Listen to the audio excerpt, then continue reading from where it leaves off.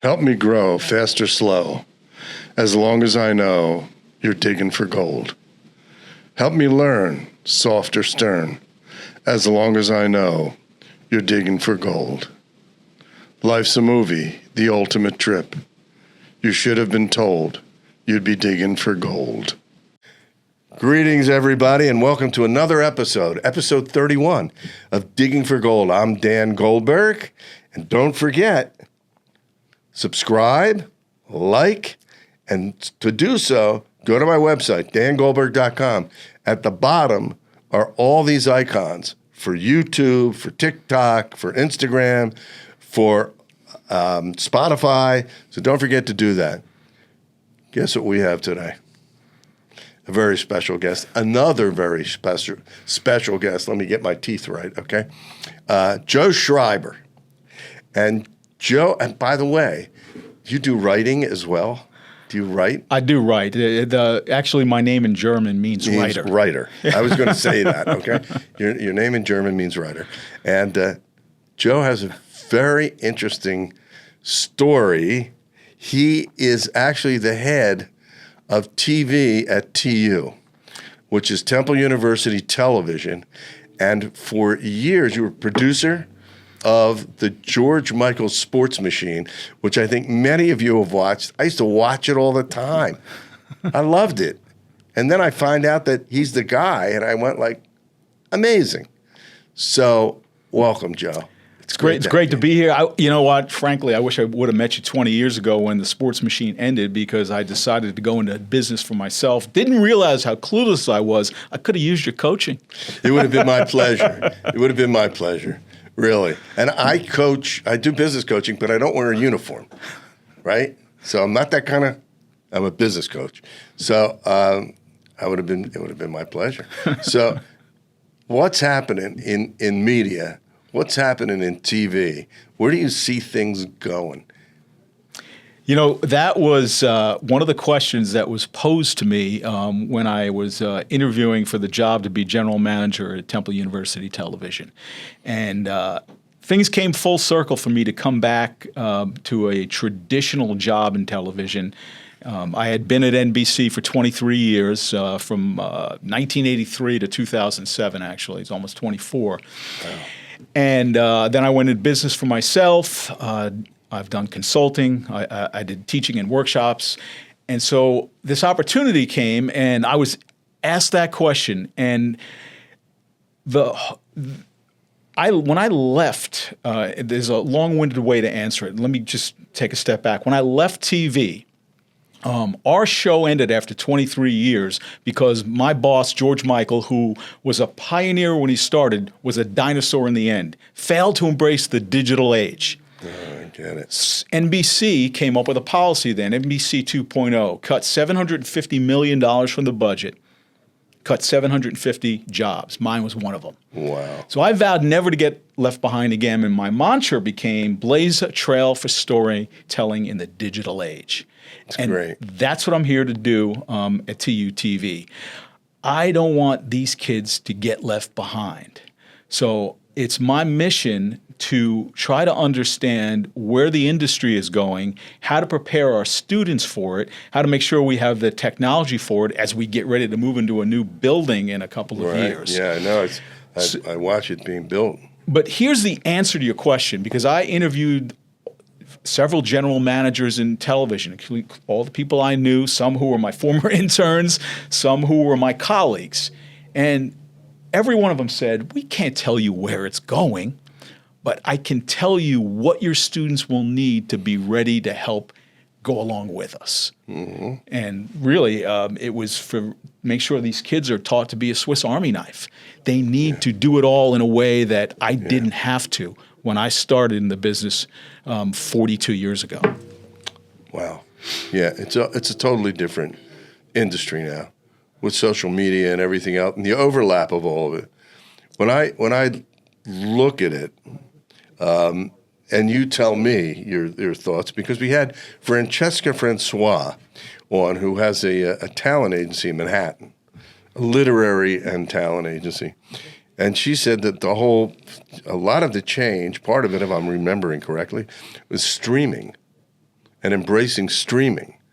And I know that a lot of people don't even have cable anymore. I mean, they just have streaming, right?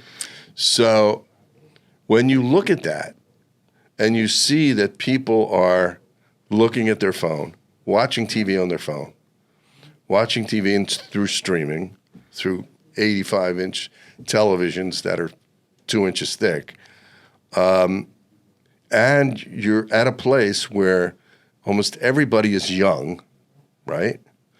And by the way, that school is one of the top schools for television, radio, and broadcasting in the nation. It's right up there with like USC or UCLA or whatever. We're really proud of it. Yeah, it's people don't realize that Temple is one of the highest ranked television, radio, and communication schools in the country. So, and a lot of entertainers and media people came out of Temple. And I'm just giving it a shout out because I'm aware of that, right? Appreciate that. It's my pleasure because people don't know it. They always think of California. But the reality of it is one of the hubs of entertainment is Philadelphia because Comcast and all the Comcast subsidiaries are based here.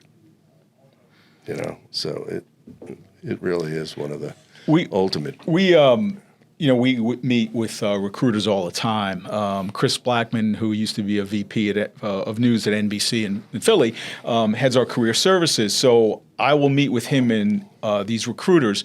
One of the recruiters from Tegna, which owns a bunch of television stations, they hired all 4 of the anchors this past year from our Temple Update live news show. Wow. They all got jobs. Because of the experiential learning. And that's the thing that we're most proud of, is combining the theory with experiential learning so when students leave, they're equipped to go work in the industry. Experiential learning is where it's at. I know that at Temple they do that. At Penn State, yes, they do that as well. A big experiential learning at both universities. I know that because of my affiliations over the years.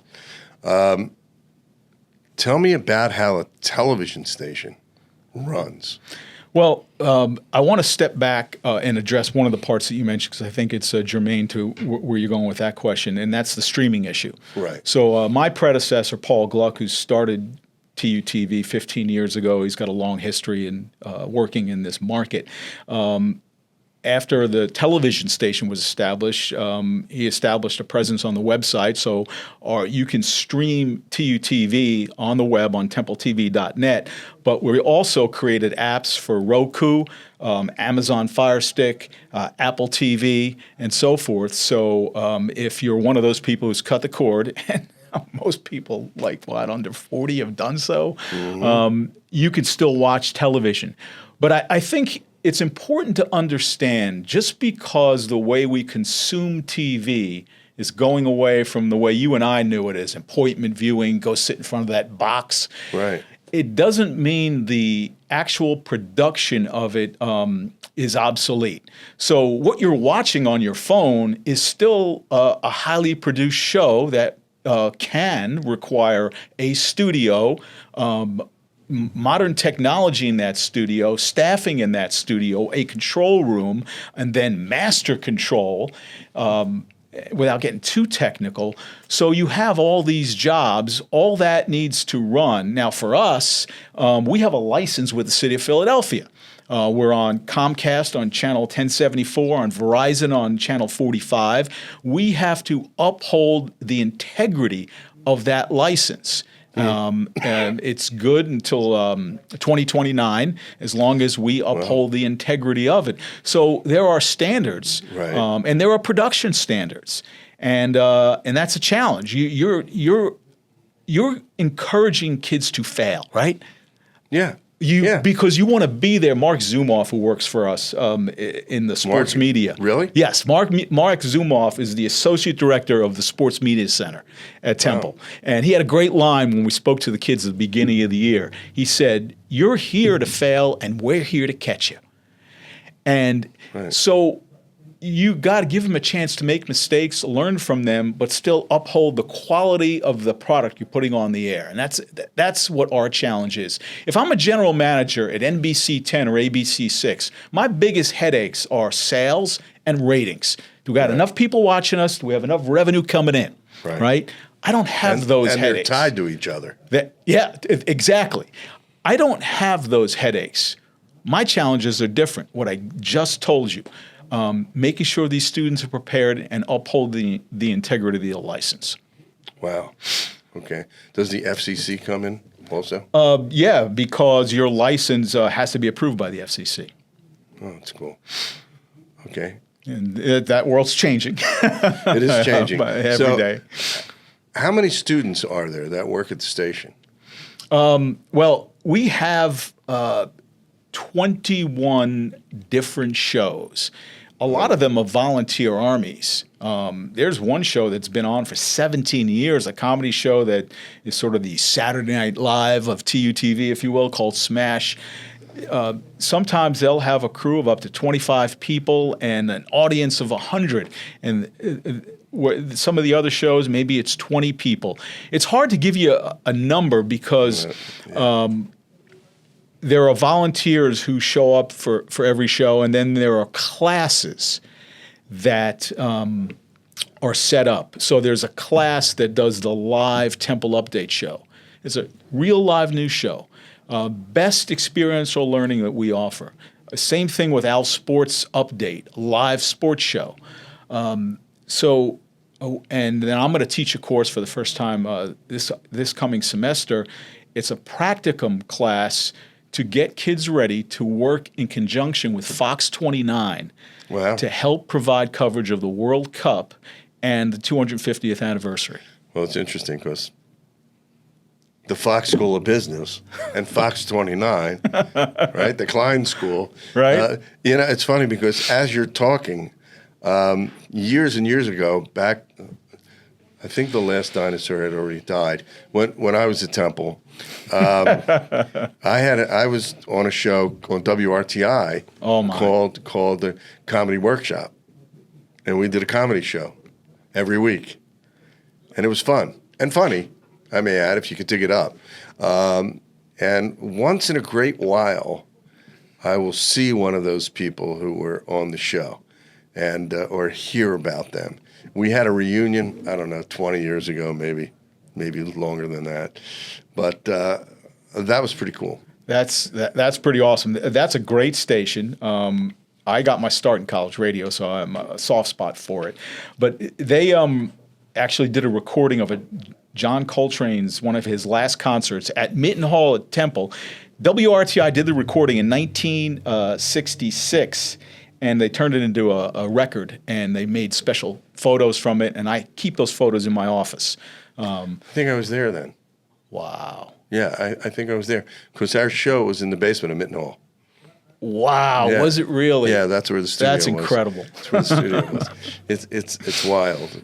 But I find it fascinating. Now, like when I started this podcast, this is the next evolution of podcasts. I did one 10 or 12 years ago when I was at Penn State, and my student said to me, start a podcast, and I said, oh, what's a podcast and who's going to help me? My students jumped on, and they said, well, we'll help you. And one, Javi, if you're out there, really helped, and he became my co-host. And then I didn't do it for years, and then my students at Temple said, why don't you start a podcast? And I said, well, I did, but it's 10 years old or 12 years old. And they said, no, we'll help you. And I said, well, what would you call it? And I've mentioned this before in the show. And they came up with Digging for Gold and a bunch of other names. Is that right? Yeah, and the class voted on it. Classes voted on it. And Digging for Gold won. And that's why I call it Digging for Gold. This is a great story. We've been approached by the Bucks County Herald. They want to create a podcast with our students. So we are doing that project within John Kincaid's Principles of Podcasting class. John Kincaid's a sportscaster on 97.5 radio, a longtime sportscaster who went to Temple back in the day. And his vision is basically that there's lots of different places, even businesses outside of traditional media that want this, that want what you're doing, and to be able to have Temple students do it. And who knew it? You were the pioneer for it. There you go, folks. And I'm not even wearing that, what do they call, coonskin hat? Yeah. From Daniel Boone. But it was my students. I can really thank my students because they're way ahead of me on this, you know. And Alex was a student of mine. How are you, Alex? I'm good. Good. Yeah, I was a student in the business school, but then, you know, I actually didn't have any net to catch me. I taught myself all this, just completely all this film making and video production. But it's great. It's out there for you. Like, there's very low barrier to entry. You can do a lot with just your cell phone to learn all those early lessons. Yeah. You nailed the whole difference, because the difference in barriers to entry, I'll tell you a quick story. When I started 42 years ago in television, the unions ran everything. It's true. All right, so I was a producer/writer. I was not allowed to touch the editing equipment, the cameras. I wasn't allowed to hold a videotape. And the way I saved my job, the NFL draft was coming up in 1984. I was on thin ice. My boss, I was struggling. He wanted to get rid of me. 11:30 that night, we get done with the sportscast. I lock the door and I grab all these tapes and I cue the tapes up to footage of the best players who might get drafted. The next day I have everything ready, and that saved my job, but I broke the union rules. Wow. Well, that's very interesting because I have another story that's like that. I've been on a lot of different shows. Good Morning America, To Tell the Truth, which was another show, syndicated show. I was on Good Morning Boston and Philly and L.A. and blah, blah, blah. But anyway, I was doing a show. I think the woman's name was Meryl Comer for some reason. But anyway, I was doing this show in Boston, Good Morning Boston. And this is when I owned Four Eyes. And I was taking back this display of tinted lenses, for sunglasses, and I brought it back to, the green room or whatever you want to call it. I wasn't on camera yet, and somebody said to me, "What's that?" I said, "What do you mean? It's what I use. I'm going to use it during the show to show the different colors." They said, "You can't bring that back." I said, "What do you mean I can't bring it back? I brought it with me." No, that's a union job. Take it back out, and a union person will bring it back in. It's crazy, and that's where the difference is now. Barriers to entry that you mentioned is that if you've got a phone, you can actually shoot and edit with your phone and quality stuff. Right. But those barriers with the unions. I remember covering the 1999 NBA Finals, the Knicks and the Spurs, and the Spurs won, and I had to set up in a little room to do my one-on-one interviews with the winning players. And I had to hire an electrician for $1,000 to plug in a light. Wow. Wow. So, honey, I'm telling my wife, when I plug in a light, it's really inexpensive. You're getting a free deal. There you go. Exactly. Excuse me. I'm getting over something, but it was crazy because I ran into it in a number of places and in the West Coast and so forth. And I'm not demeaning the unions because they do a great job. Absolutely. And there's a very specific reason why they're there. They were exploited, some of those people, for years. So there's a need for unions. But it's just an illustration of how it sort of was a push and pull thing. And I, back to the original thing of where do you see this going is really an interesting topic. Well, it's interesting, and from the business perspective, how things are changing. So, for example, some of the major market television stations back in the day that survived on advertising dollars, they are now surviving on broadcast fees they get from cable companies who carry them and from streaming. So with an NBC-owned station, they're benefiting from this new Peacock streaming channel. Right. But where that's going, nobody knows. I'll never forget the line that the famous producer of NBC, President Dick Ebersol, had. I don't want I to remember him. exchange, digital pennies for broadcasting dollars. Oh, that's flipped, man. Yeah. It's flipped, but where it's going is always a challenge. But I remember when I lost my job it was almost 20 years ago. I thought local TV was going away, and I wanted to make sure I went somewhere else. And it's still here. And local TV continues to reinvent itself. We prepare students to go get those jobs. Right. There's a surprising amount of students who want those jobs and want them for the right reasons. To be able to listen, to be true journalists and serve a purpose of local journalism, which can be cannibalized by the way the industry is and when it's taken over. And look, it can be, if you want to talk about threats. Big companies keep buying up stations and running local TV stations, from a desk in some big city somewhere, or maybe a general manager being in charge of different stations, not knowing what's really unique and special to that individual market. That's a challenge. It's a challenge, I think, to raise revenue because not knowing that market and also not really knowing your audience. That's a death wish Could from my perspective. I mean, if you don't know your audience, how are you going to get viewers? Okay? And it's the same way with a podcast. It's the same way. How are you going to get subscribers? We're basically an entrepreneurial podcast. Local TV, to me, is very interesting. Like Rick Williams in Philly, on the news. He's on ABC, right? I don't think he ages. He looks exactly the same as he did 40 years ago. It's amazing. And I say to my wife, look at Rick Williams. I mean, he just never ages. But Yuki Washington's like that, too. Yuki, too. I said the same thing about Yuki. Yuki is, what is he, 28? It's funny. I saw him at the Broadcast Pioneers event, and my boss recruited Yuki to work for the Sports Machine like 38 years ago or something like that, and we were kind of joking about the story. But dude looks the same. Yeah, it's unbelievable. It's unbelievable without AI. Yeah, exactly. Right? Yeah, there's no right. no Instagram film photo filters or anything. Well, and talking about that, we do have that other element called AI in this whole thing.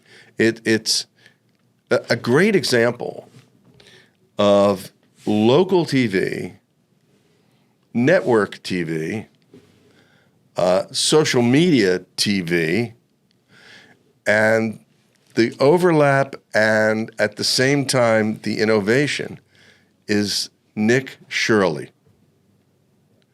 Nick Shirley, who was an independent journalist who uncovered this whole Minnesota fraud thing. It wasn't ABC, NBC, CBS, Paramount, who's ever buying who these days. I think Netflix is buying them or whatever. But Netflix, who was having trouble a couple of years ago, is now buying stations, if I remember correctly. But it is to the point that you mentioned earlier. It is very interesting to me that anybody can be a journalist now. Anybody can be on TV. And here's a kid, 23 years old, who uncovered one of the biggest fraud scandals, and it's growing. He just started in Minnesota, but now it's going to all these other states and cities. Just a kid with a camera. Not even a camera. Just a kid with a phone.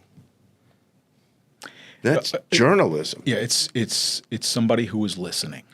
And that's what it is, and that's where the difference is with AI. And we can do a whole show on AI. And I actually was introduced to AI. The last course I took for my master's I graduated a year ago, December of 2024, with a master's in communication management from Klein.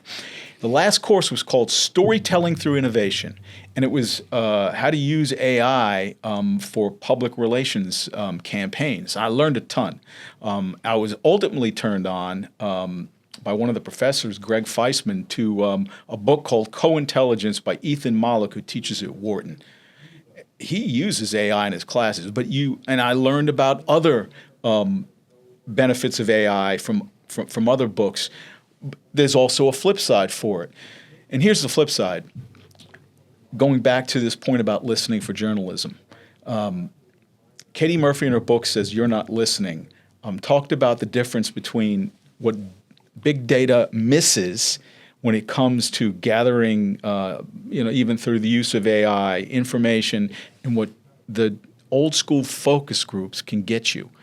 Because she interviewed like the woman who's the guru of that. I forgot her name. But a real journalist is basically doing what a focus group is doing. They're going out and they're listening. Right. And you can't. The AI is not going to do that for you. Nope. And it's going to lead you down the primrose path if you're not careful. Well, I just saw an AI version of AI. That would be Allen Iverson. Oh, right. An AI. But anyway, it's a bad joke, but I brought it up before. So you got AI, and you got independent journalists, and you got TUTV and other television stations. The core running through all that, to me, the core is listening, reporting, and being unbiased, which is very difficult. Extremely difficult. It's something I've gone on a mission for it. I try to read different things, even for myself. That's why I read, even though I'm not a conservative, I read the book on William F. Buckley to better understand it. And I also went out and I read Maya Angelou's book, A Songbird Sings, because it's been banned recently. When the Trump administration came down on education, there was certain places that banned certain books. That was one of them because of a blanket policy. Right. But my point is this: it's not to indict anybody. I just brought up a point how I intentionally went to go learn. Where did conservatism come from, and how has it evolved, and how did it change during the course of history, and then what have the black people really gone through because of where they came from in slavery, just to better understand. And then when you go out and you're trying to make a difference and tell stories, you can have better context. Yeah, and we're pretty bad as a country of putting things in context. It's a lot of screaming, a lot of yelling, a lot of accusations, a lot of separation of groups and individuals, and a lack of compassion for any side. It's like, yeah, I get it. This group has been through a lot of crap, and so is this group, and I mean, so is this group, and then that group, and people forget that. The blacks, the Jews, the Native Americans, the Irish, the Italians, all kinds of people. The Catholics, the Protestants. You go over to Ireland and they were killing each other. Okay, and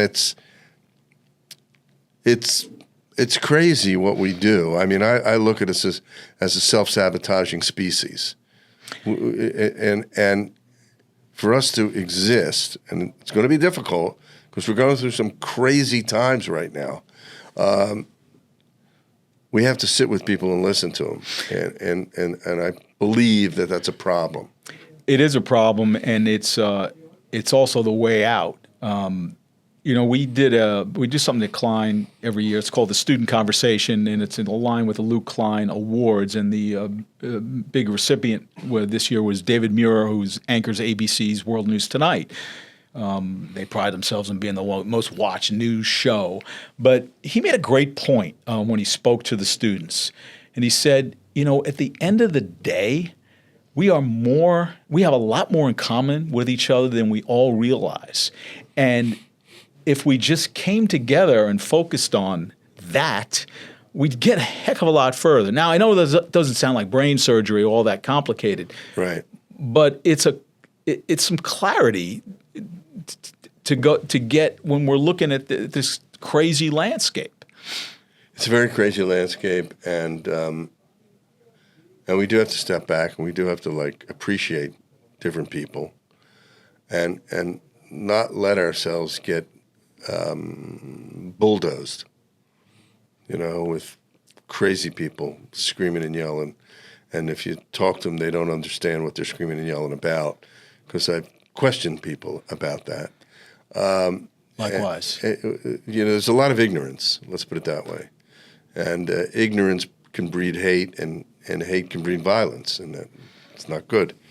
I just want to make sure, little me, this old dude sitting here with a microphone,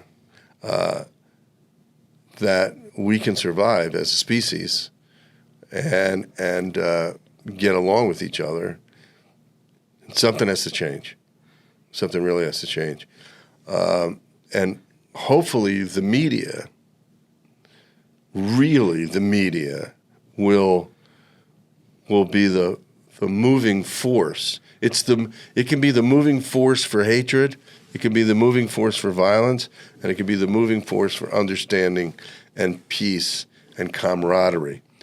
And we have that choice, who we listen to and why we listen to them. And I would just like to see this side that I mentioned be the one that sort of overrules that side, the hate and so forth. I only have a cross section of the people going to the meeting, and that are really Temple students, and I'm encouraged by what I see about the heart of the students going into it in terms of their journalistic intentions. Now, where they wind up once they go through the machine that is the industry, that's we've got to see where that goes. But the breaking news cycle itself is a huge problem because, first of all, it's toxic. When I took a big break from it and pretty much shut it down a lot and spend more time reading history to really understand our world, you see things so much differently. So much differently. For me, that's for sort of listening to history. Yeah. But you have both sides screaming all the time, and you're feeding a beast a lot of the times for views and clicks and so forth. And how much thought is put into that? I'm about to read a book on Harry S. Truman that David McCullough took 10 years to write, and supposedly has 2,900 annotations of notes. Wow. All right. Wow. So that gives you the amount of work he put into it. How much work is put into whether it's, someone going far left on NBC or far right on Fox is put into a 3-minute diatribe that's going on tonight that they got to react to. How much work, how much true research is going into that? And compared to someone like David McCullough, who truly listened to try to get it right. It's interesting. It's difficult. It's very difficult. And by the way, I tried to get Harry Truman on the show. I couldn't get a hold of him. Boy, I couldn't get a hold of him. I don't get it. What's he doing now? He hasn't been president for years. But I don't know. We'll try to get him on. And we're always getting new people on. This is great. I have to tell you, this form of media, I love it. It's growing, and really what I like is when people comment. When people either comment on YouTube or on Spotify or Good Pods or whatever it is, or they see me on the street, or they get a hold of me on Facebook or LinkedIn, and they said, I was watching this thing, and I said, we're having an impact. We're having an impact. And I always say to people, who would you like to see on the show? And why don't you tell me who they are, and I'll try to get a hold of them. And I'm trying it now, right now. And so it's like, that's how you came on the show. Somebody said that to me. Got to get Joe Schreiber on here. He's great, and on and on and on. So as people get more information, this is not a screaming and yelling show, and it's not a debate show. It's a knowledge show. It's figuring out how entrepreneurs and intrapreneurs build their lives and make a difference. And what you're doing impacts people's lives that you may know now, but you may really find out 10 years from now, 20 years from now, when a student sends you an email. I want to thank you for this. I want to thank you for what you taught me and how I learned in your class. That's what makes the difference. It's the best feeling in the whole world, man. It's the greatest. It's why I'm here. Yeah, I'm the same. It's why Alex is here. I wrote something, and Alex sent me a message, and I said, well, let's talk about it. And I just got a message on LinkedIn yesterday. It was just very touching from someone. That's the media now. That's the media. We didn't have that. We have 3, 6, 10, and 12. I'm old enough to know that ABC, NBC, CBS, and when PBS was not PBS, Channel 12, it was a commercial station. And then we had UHF, 23, 29, what was it? 64 and 17. Okay. Now we have 800 channels, 1 million podcasters, literally 1 million podcasters. That's why being named number 38 was pretty cool. That's pretty awesome. It is awesome. I'm like basking in that. I mean, that's great. When you should we be. sat around and talked about that. George Michael used to come in every day with ratings. What are our ratings? That's your ratings, man. That's right. That's our ratings. So it's that's the new media. I mean, actually, new media has been said 1 million times to me, but right now it just hit me. This is all new media with the old media in place. And that's what you teach students, isn't it?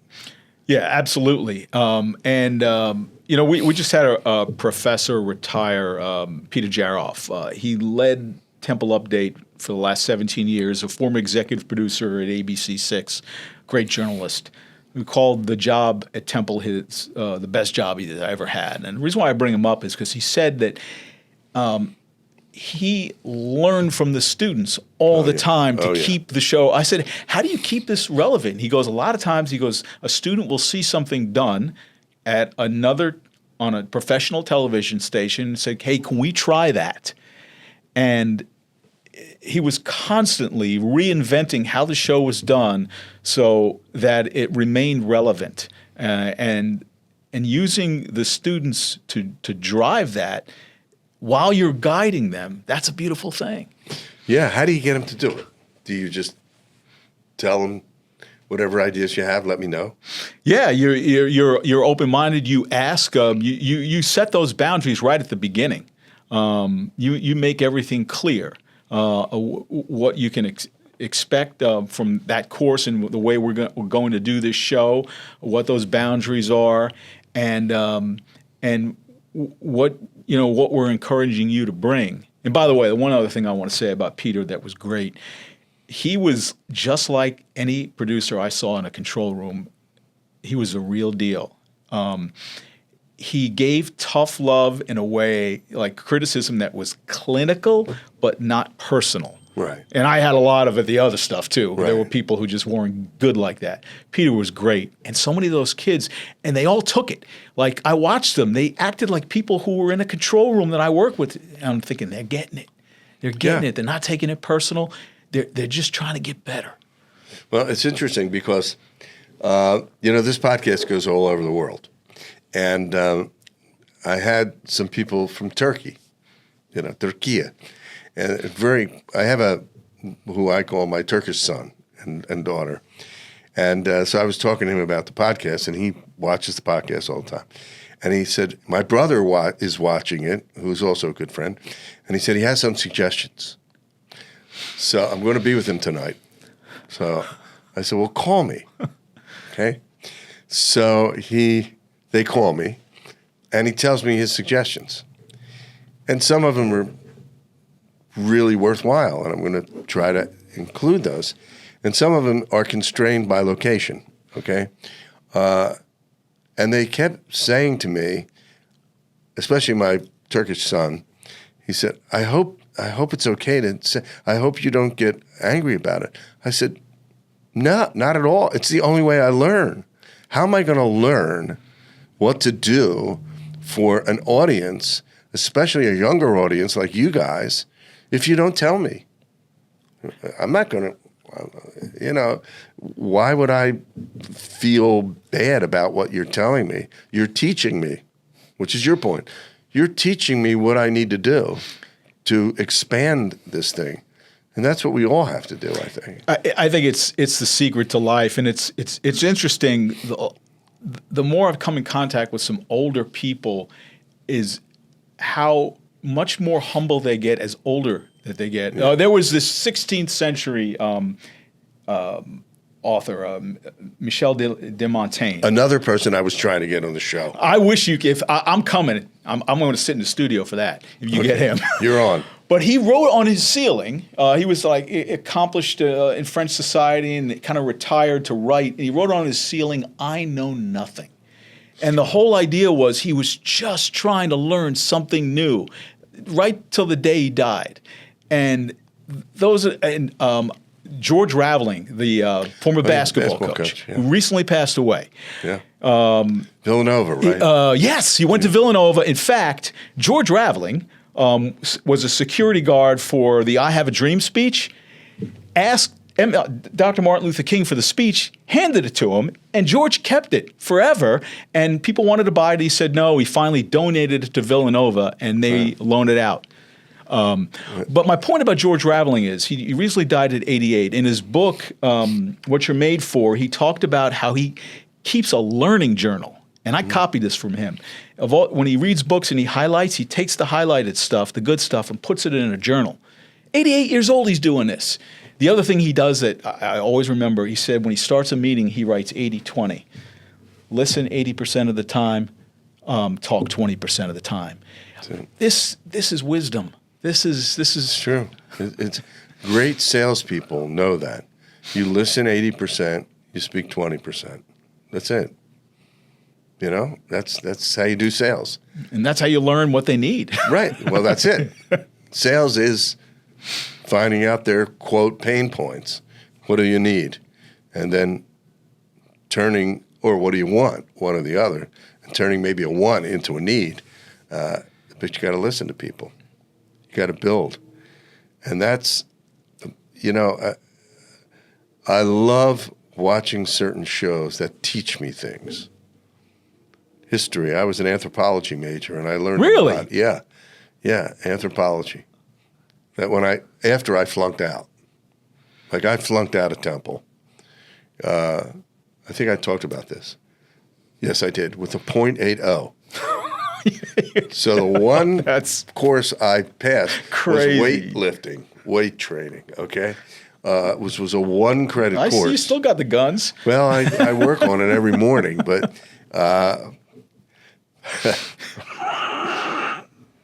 Sorry, I'm killing you here. Excuse me. But yes, just thinking about working out again this morning, maybe. By the way, .8, and everywhere I drive, maybe I noticed it because I'm coming on the podcast, I see a Four Eyes franchise. Yeah. Well, they're owned by Luxottica now. I sold it many years ago, and the people I sold it to then sold it to a Dutch company, and then that company sold it to Luxottica, which is the world's largest optical company. Wow. They own LensCrafters, Four Eyes. They own many, many frame companies. They own the largest laboratories, lens laboratories. They're huge. And so it's a whole different company.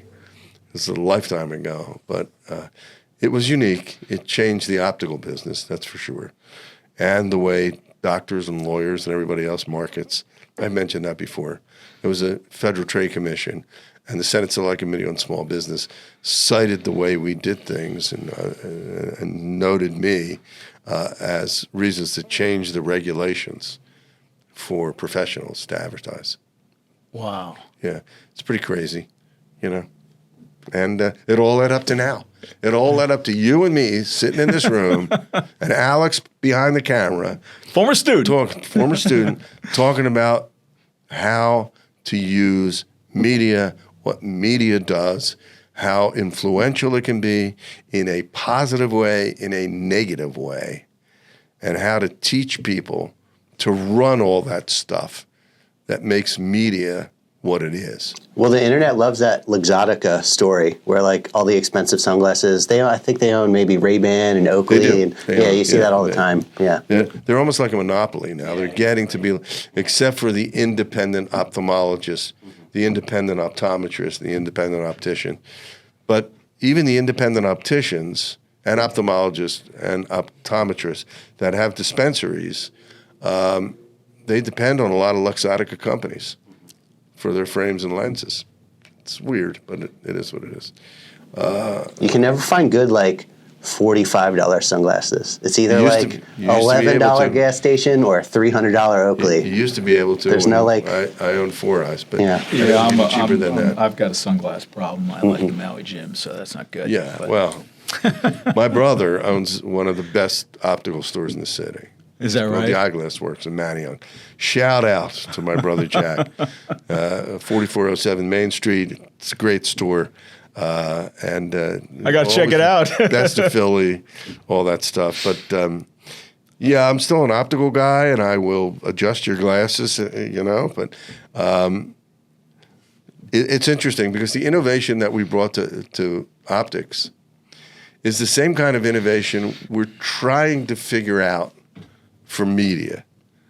It's like, what is it that brings juice to things? It's sort of like, what can I watch that is going to bring me knowledge, right? Knowledge.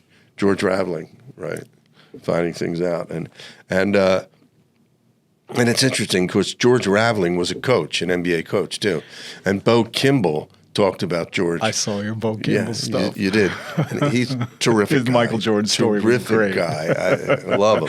Lit him up like the 4th of July. That's the truth. That was a great interview. And we'll have more athletes on and so forth and interesting people. Just tell us who you want us to have on, and we'll try to get them on. Well, speaking of which, Dawn Staley, the successful coach, former Temple coach, former great basketball player, coaches in South Carolina, she grew up the stone's throw from Temple. Right. They have Dawn Staley Wade down at 23rd and Diamond. She used to play at the Hank Gathers Recreation Center. It was named after Bo Kimball's teammate who died on the court. And I'm from that neighborhood. Man. I grew up at 7th and Master. 1420 North 7th is where I'm from. Yeah, that's where I was born and grew up in my early years. So, I'm a North Philly guy.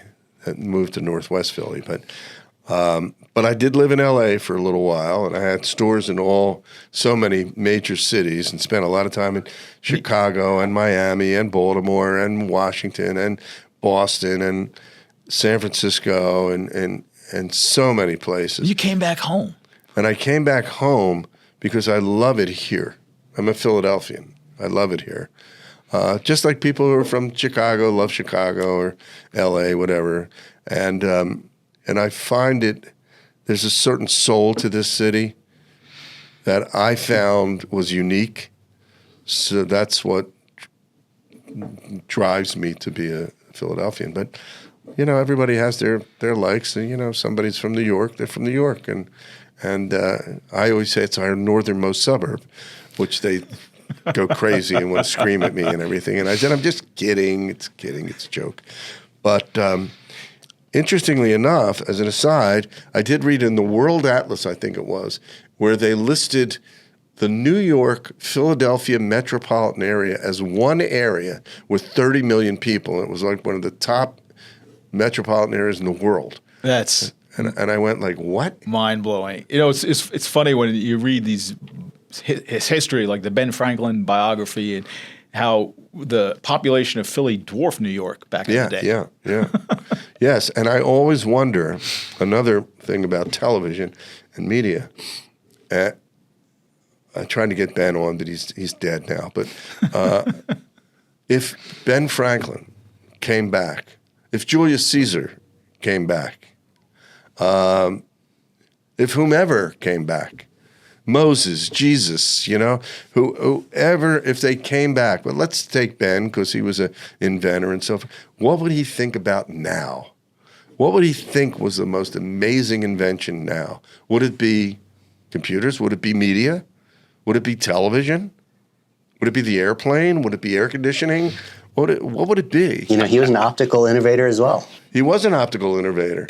Absolutely. I think that is a fascinating question because, when you study history, you realize how much these people were just like him. And you'd be interested to see what their perspective was. Like one of my favorites is the Roman emperor, who's a Stoic philosopher, Marcus Aurelius. Yeah. And typically, sometimes I will ask myself to try to align myself the right way: is what would Marcus do? What would Marcus do? Because at the end of the day, it comes down to just being virtuous, and that hasn't changed in 2,000 years. It hasn't. But sometimes I will be riding out to Valley Forge, on the way to see a person in my family with my wife, and it hit me. I may have mentioned this previously. There's a road on the Blue Route where you go Valley Forge, Philadelphia, and I went like, I take this road all the time. And then I went, wait a minute, it's Valley Forge in Philadelphia. People come from all over the world to go to Valley Forge and see Philadelphia. And I think I'm driving there in like 15, 20 minutes, It's like nothing. Ben Franklin, it would have taken him a month. No, it would have taken him a day. Right. Okay, on horseback or a carriage. So is that the greatest invention? Is media? Is television? Do we look at these things and go, wow? He was a media guy. He was Poor Richard's Almanac. He'd be into the internet. He did that. Like I put all my money into an editing computer and a digital camera because it's a modern printing press, right? That is true. Yeah. And if he stood back and we looked at it and he went to Temple TU, okay? He went to the television station. What would he think? I would almost venture to say he would be one of these people who would go like, this is very neat. This is very interesting. Why don't you do this? Why don't you try that? I mean, the guy came up, discovered electricity, right?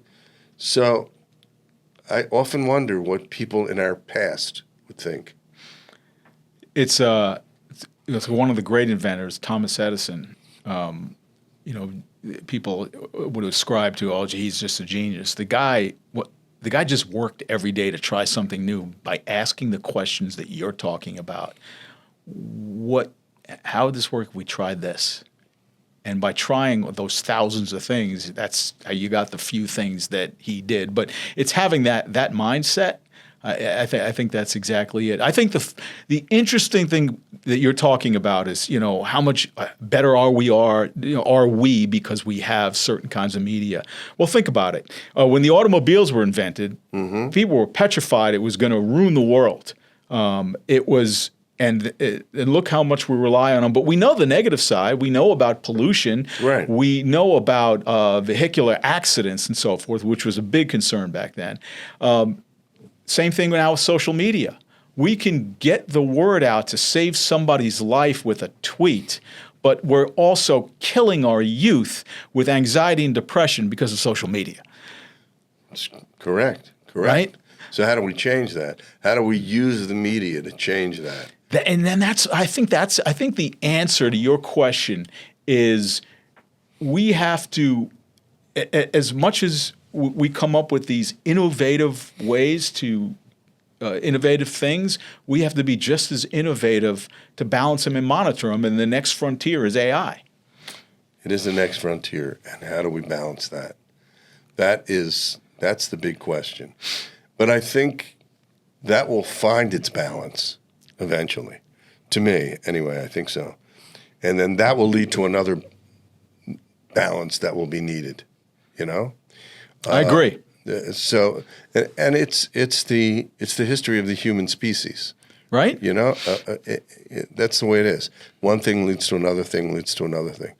I mean, who would have thought 30 years ago that you could have your own show in a studio and invite guests and have it seen all over the world without having a FCC thing and being one of ABC, NBC, CBS, blah, blah, blah, blah, blah, blah, or having an independent journalist bring down an entire fraud situation, and a governor who's now not running for re-election.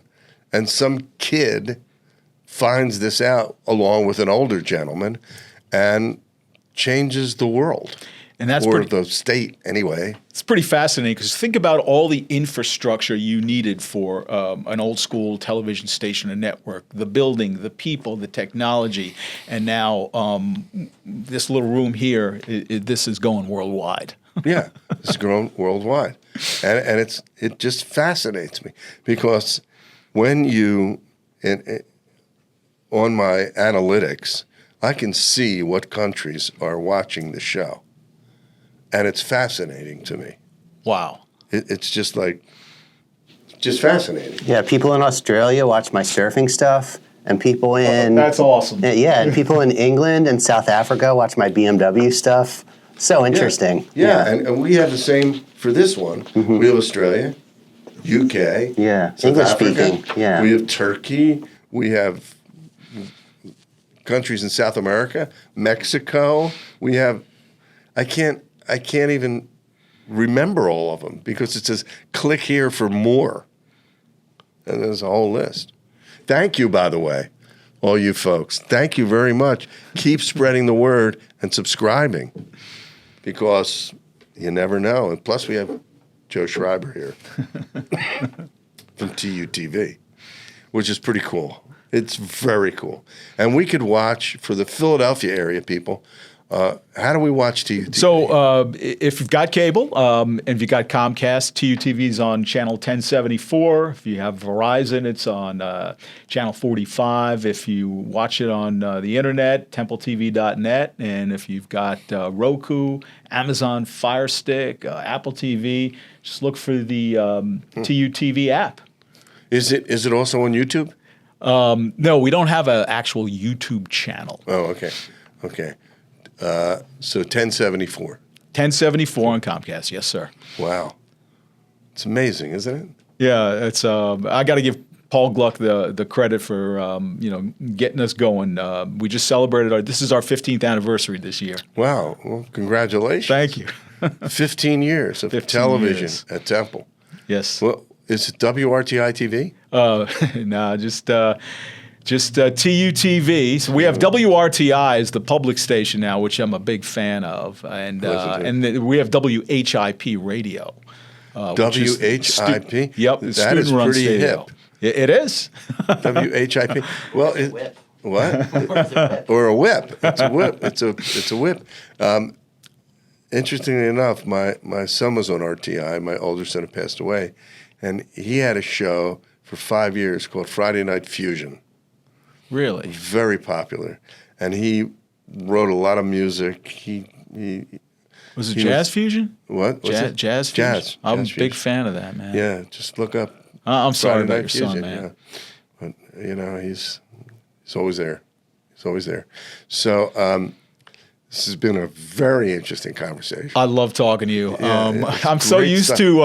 I made my bread and butter as a producer doing interviews and television, and one of these days we got to flip because I got so much to ask you. So it's my pleasure. I mean, I'd love to do it. You'll get me over on campus. I'll come over to Klein. We'll do that. Yeah. Actually, we will do that. Perfect. Okay. Listen, Joe Schreiber. Thank you so much, man. Yeah, this has been great. Thank you, Dan. I really this appreciate it. This has been awesome. Appreciate you. Thank you. Terrific. Much respect for all you've accomplished and what you give back to our students. The feeling is mutual. The feeling is mutual. Thank you. Folks, don't forget, DanGoldberg.com. Go to the bottom, subscribe, YouTube, Spotify, TikTok, Instagram, and so forth. And one more thing. Don't forget, use your mind. If you don't, others will. This has been Digging for Gold, episode 31. We'll see you next on Digging for Gold. Take care, folks.